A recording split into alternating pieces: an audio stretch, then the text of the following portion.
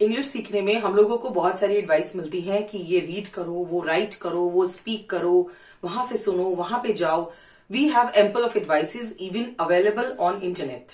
आपको इंटरनेट भी एडवाइस देता है, आपको आपको जो कोच है, जैसे कि मैं हूं, मैं भी आपको एडवाइस दे रही हूं। लेकिन मैं जो आपको एडवाइस दूंगी वो एडवाइस के साथ साथ मैं आपको ये भी बताऊंगी कि इस एडवाइस को फॉलो करना कैसे है। बहुत आसान है ये कहना कि जाओ जाकर न्यूज़पेपर पढ़ लो। ऑफकोर्स पढ़ना ही चाहिए, जाओ जाकर टीवी देख लो, लेकिन उसमें से वोकैबुलरी को लर्न करना कैसे है, वो टेक्निक क्या है। ठीक है, हमने पढ़ लिया, हमने सुन लिया, लेकिन उसके बाद भी अगर वोकैबुलरी लर्न ना हो तो हमें क्या करना है। आज मैं आपके लिए सिर्फ 6 स्टेप्स ऐसे लेकर आई हूं जिनमें आपको, अगर आपने थोड़ा सा भी कॉन्सेंट्रेशन अपना दिया, आपने अपना थोड़ा सा भी टाइम दिया, आपने उसको ध्यान से फॉलो करे एंड हर स्टेप को माइंड में रखा, I guarantee you will start speaking English with in few days. यहां पर कोई साल का प्रॉमिस नहीं है, मंथ का प्रॉमिस नहीं है। इंग्लिश एक प्रोसेस है, एक आपको लैंग्वेज लर्निंग करने की एक टेक्नोलॉजी है। कैसे आपको इस लैंग्वेज में अपने आप को एक्सपर्ट करना है वो तो बाय द टाइम ही होता है। ये कोई जादू की छड़ी नहीं है कि हमने घुमाई और हमारे माइंड में फिक्स हो गया। फिर भी अगर आपका कोच आपको बहुत अच्छे से एक्सप्लेन करे और आप उस एडवाइस को वर्ड टू वर्ड फॉलो करें तो आई गारंटी उसमें से आपको एटलीस्ट 40% डेटा भी आपने उठाया तो वो आपके माइंड में वाकई में छप जाएगा, वो कहीं नहीं जाएगा। It will be an unforgettable content. मैं यहां पर आपके सामने आपकी कोच रसिका जैन। मुझे बहुत सारे इंटरनेशनल स्कूल्स में और सीबीएसई स्कूल्स में पढ़ाने का 7 इयर्स का एक्सपीरियंस है।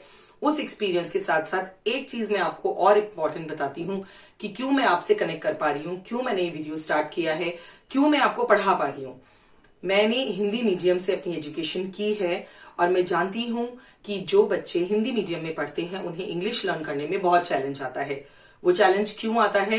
क्योंकि बाय सम रीजंस, कभी टीचर्स की वजह से, कभी उनके खुद की घर में एनवायरनमेंट ना होने की प्रॉब्लम्स की वजह से, कभी वो चाहते हैं लेकिन उनको सारे रिसोर्सेज अवेलेबल नहीं हो पाते, कभी फाइनेंशियल रीजंस होते हैं, कभी उनको आसपास माहौल नहीं मिलता है, उनके फ्रेंड्स उनको हेल्प नहीं कर पाते, पेरेंट्स हेल्प नहीं कर पाते। तो बहुत सारे ऐसे रीजंस हैं जो हिंदी मीडियम के बच्चों को इश्यूज आते हैं। And I guarantee if you will follow my advice definitely you will come over from this problem. क्योंकि मैंने खुद ये प्रॉब्लम्स एक्सपीरियंस की हैं। ट्रांसलेशन की, जिसकी की है ग्रामर, वोकैबुलरी की, जिसके लिए मैं आज आपको स्टेप्स बताने वाली हूं। तो हम शुरू करते हैं। आई रिक्वेस्ट कि जितने भी यहाँ पर एल्डर पीपल हैं जिन्हें इंग्लिश बोलने में प्रॉब्लम होती है, जिन्हें सीखने में प्रॉब्लम होती है, इस वीडियो को जरूर देखें और पूरी देखें। ये 6 स्टेप्स आपके जीवन में वंडर्स कर देंगे।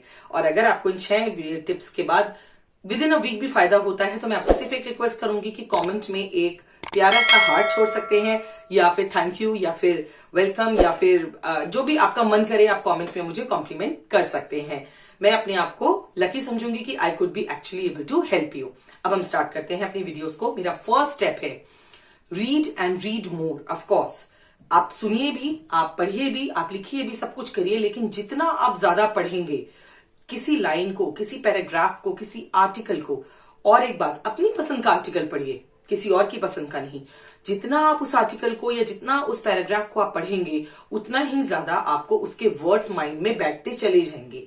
कोई भी चीज एक दिन में दोस्तों नहीं आती है। हर चीज के लिए आपको थोड़ा टाइम डिवोट करना पड़ेगा। तो उसके लिए आपको क्या करना है, मैक्सिमम से मैक्सिमम आपको कंटेंट रीड करना है। न्यूज़पेपर ले लीजिए, मैगजीन्स ले लीजिए, या फिर आप अपनी सिलेबस की बुक्स ले सकते हैं, ग्रामर ले सकते हैं, स्टोरीज ले सकते हैं। आप यूट्यूब पे जो एनिमेटेड स्टोरीज है बच्चों वाली हैं वो भी सुन सकते हैं। बहुत अच्छी वोकैबुलरीज होती हैं, तो उसे भी आप अपना कर सकते हैं।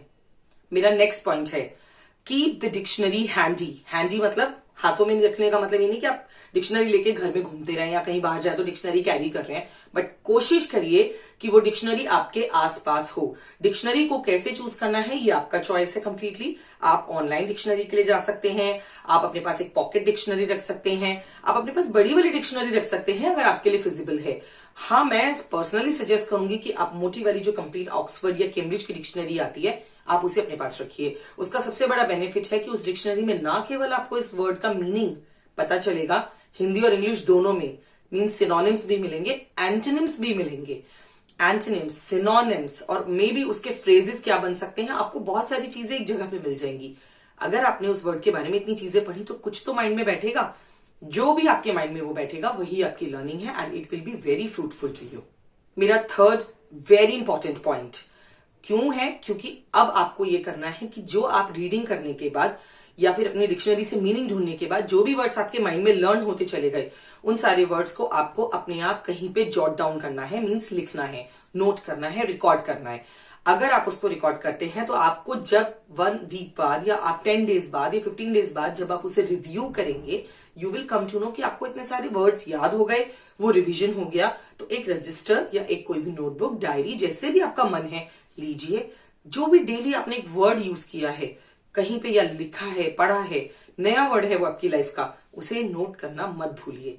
जरूरी नहीं है A to Z he start करें, बस वर्ड्स रिकॉर्ड करते चले जाइए। डिक्शनरी तो A to Z फॉर्म में होती है, आपको अपने वर्ड्स नोट करने हैं। यहाँ डिक्शनरी का मतलब होता है एक कॉलम, एक ग्रुप, आपको अपनी एक बुक तैयार करनी है वोकैबुलरी की। पॉसिबल हो तो मीनिंग्स भी लिखिएगा, वो भी आपको डबल फायदा देंगे। अब मैं बढ़ती हूं अपने नेक्स्ट पॉइंट की तरफ। मेरा नेक्स्ट पॉइंट है प्ले सम गेम्स।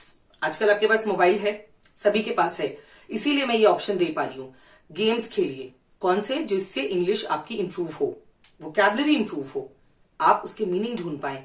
जैसे फॉर एग्जाम्पल मैं सिर्फ आपको एक गेम का दूंगी, आप उसमें से हिडन ऑब्जेक्ट्स का एक गेम खेल सकते हैं। उसके अंदर कई बार ऐसा होता है कि कुछ वर्ड्स आते हैं, आपको तो पता ही नहीं था कि इसका नाम स्पेड है, ये पता ही नहीं था इसका नाम स्पैचुला है, आपको तो मालूम ही नहीं था कि ग्रासलैंड बोलते हैं। आपको वहां से पता चलेगा, कुछ ऐसे वर्ड्स मिलेंगे जिसे आप डिक्शनरी में चूज करके सर्च कर सकते हैं और आपको मीनिंग पता चल सकता है। Let's move to the next point. मेरा नेक्स्ट पॉइंट है learn a word every day. Means एक शब्द लर्न करना ही है। आपने रीडिंग ऑप्शनल रखी, चल जाएगा, ठीक है, आज नहीं की कल कर लेंगे। आपने वर्ड गेम नहीं खेला, कोई बात नहीं है। डिक्शनरी यूज करके वर्ड का मीनिंग सर्च नहीं किया, एक बार को हो जाएगा। लेकिन अगर आपने अपने आप से प्रॉमिस किया है कि you will learn 1 word every day, तो कहां जाएगी इंग्लिश आपसे बचकर? आपको वो वर्ड्स की लिस्ट आपके पास तैयार होती चली जाएगी, लेकिन अपने कमिटमेंट का पक्का रहना है। आपको एक वर्ड एवरी डे लर्न करके मीनिंग के साथ कोशिश करिए उसको यूज भी कर पाए। तो ये काम आपको करना ही करना है। नाउ नेक्स्ट पॉइंट, ये पॉइंट सबसे ज्यादा इंपॉर्टेंट है। Engage yourself in conversations. अपनी कॉन्वर्सेशंस बढ़ाइए। मैंने आपको अपनी लास्ट वीडियोस में भी एडवाइस किया था, मैं अब भी कहूंगी, अपनी कॉन्वर्सेशंस को इनहांस करने के लिए आपको ऐसे लोगों की जरूरत होती है जिनसे आप इंग्लिश में बात कर सकें, क्योंकि वो आपको करेक्ट कर पाएंगे। अगर आपको ऐसा कोई स्टफ मिल जाता है जो आपके साथ ओपनली इंग्लिश में बात करता है और आपको आपकी गलतियों के लिए बहुत पोलाइटली करेक्ट कर पाए, जो कि बहुत मुश्किल से मिलते हैं, ये आपकी कोई टीचर ही हो सकती है, आपकी डिक्शनरी हो सकती है, या आपको अपनी हेल्प खुद करनी पड़ेगी उसके मीनिंग्स ढूंढकर। लेकिन अपनी कॉन्वर्सेशंस को स्टॉप मत करिए। कोई 2 फ्रेंड्स होते हैं क्लास में जिनकी स्थिति सेम होती है, दोनों को ही इंग्लिश बोलनी नहीं आती है। कैसे स्टार्ट करेंगे? टूटी फूटी इंग्लिश स्टार्ट करेंगे। आपको हो सकता है कि एक का वर्ड का मीनिंग तो आपको आता है और दूसरे का मीनिंग आपके फ्रेंड को आता है, तो हो गए ना, दोनों के पास 2-2 वर्ड्स। तो इसी तरह से कोलैबोरेशन में काम करेंगे, कॉन्वर्सेशंस को अपनी लाइव रखेंगे, तो आप बहुत अच्छे से इंग्लिश पे कमांड कर पाएंगे। आई होप मेरे ये 6 पॉइंट्स अगर आपने फॉलो किए तो definitely the milestone is not that far that you are thinking. जितना दूर नहीं है उतना दूर नहीं है जितना आप समझ रहे हैं। कोशिश करिए, मेहनत करिए, कंसंट्रेशन के साथ काम करिए और मोर ओवर कमिटमेंट पे पक्का रहना है।